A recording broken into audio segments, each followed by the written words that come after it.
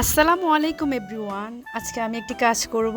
কি কাজ গেস করুন তো? এই যে বেগুন গাছ, আমি ছাদের উপরে বেগুন গাছ লাগাবো। বেগুনের চারা নিয়ে আসলাম। এই যে এখানে টপের ভিতরে বেগুন গাছ লাগাবো।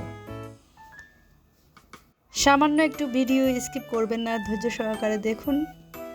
আর কার কার পছন্দ গাছ লাগানো কমেন্টে জানান আমাকে। গর্ত করা হয়ে গেছে, গাছ লাগাবো এখন। এই যে একদম মাটি গুঁড়ো গুঁড়ো করে ফেলতে হবে। গাছ লাগান, পরিবেশ বাঁচান। তবে এটার জন্য হচ্ছে পরিবেশ না, এটা হচ্ছে পেট বাঁচান।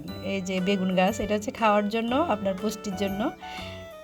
ফরমালিন মুক্ত যদি শাকসবজি খেতে চান, তাহলে আপনার আশেপাশে জায়গা যদি থাকে, শাকসবজি করতে পারেন, গাছ লাগাতে পারেন, ইনশাআল্লাহ সুস্থ থাকতে পারবেন।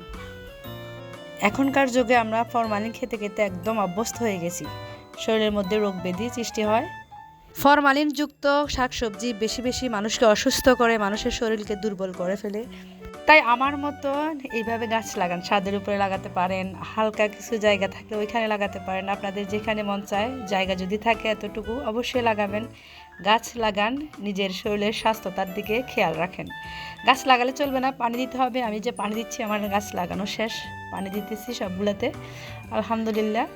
প্রত্যেকটা টব, বস্তার মধ্যে টব দিছি, দেখতেছেন? বস্তার মধ্যে পর্যন্ত গাছ লাগাইছি। এগুলো বড় হয়ে যাবে কিছুদিনের মধ্যে, 15-20 দিনের মধ্যে দেখবেন বেগুন